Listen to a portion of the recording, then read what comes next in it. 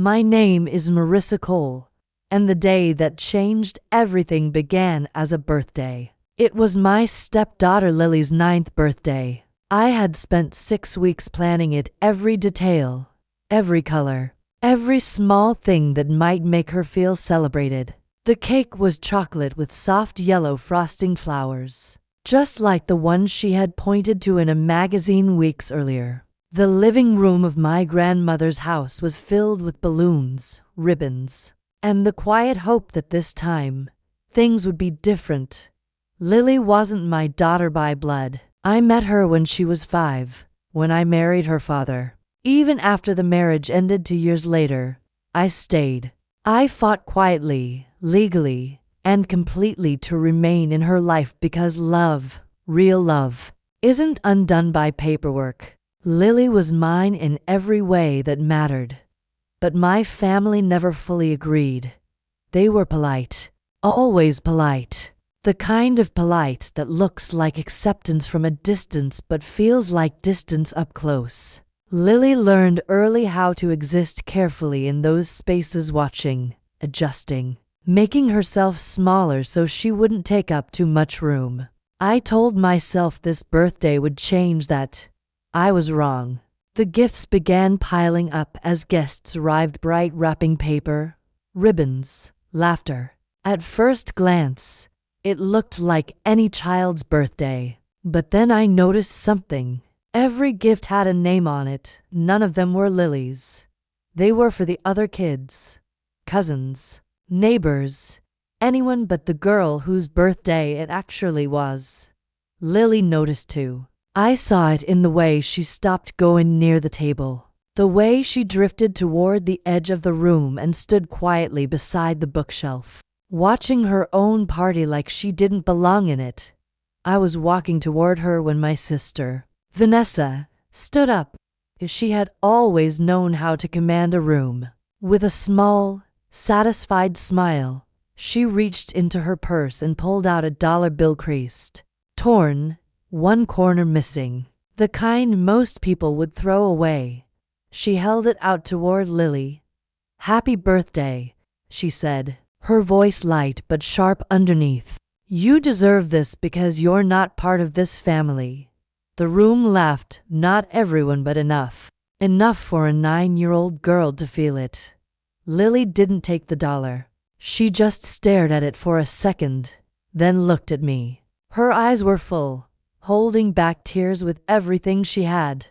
"Mom," she said softly, her voice steady in that fragile way, "please cancel the birthday. I'm not part of this family." Something inside me snapped into clarity. I was about to speak, to say everything I had held back for years when another voice rose. First, my grandmother stood. Evelyn Hart was 81 years old. Small in stature but impossible to ignore. When she raised her hand, the room fell silent without question. "This is my house," she said calmly, "and I have a gift for that girl." Everyone turned. In her hands was a neatly wrapped box, tied with a ribbon. She walked slowly across the room, steady and deliberate, until she stood in front of Lily. "Take it," she said gently. Lily hesitated, then accepted the gift. The room held its breath. Evelyn turned to face everyone. "I'll tell you what's inside," she said. "It's the deed to this house." A ripple moved through the room. This home now belongs to Lily. Silence. Complete, heavy silence. Vanessa sat frozen. No one laughed anymore. My grandmother looked directly at Lily, her voice soft but unwavering. "You are part of this family. You always have been." Some people forgot that today, or perhaps they never understood it. I wanted to make it clear. She reached out and lightly touched Lily's cheek. "Happy birthday, my girl." That was when Lily broke. The tears she had been holding back came all at once, and I crossed the room and pulled her into my arms.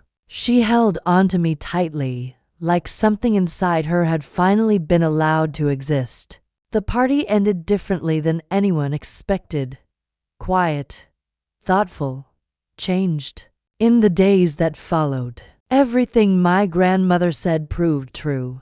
The deed was real. The transfer was complete. She had planned it long before the party. She simply chose that moment to make it known.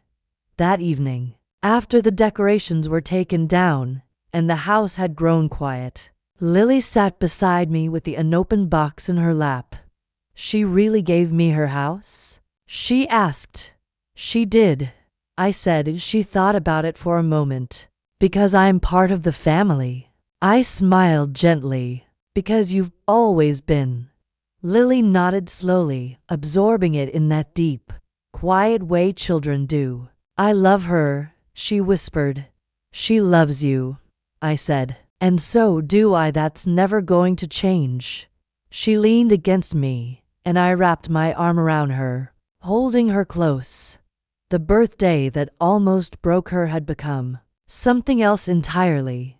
Because some gifts come wrapped in paper, some come in the form of a home, and some come from a woman who stands in a room full of people and makes the truth impossible to ignore. That kind of gift can't be returned, and it lasts.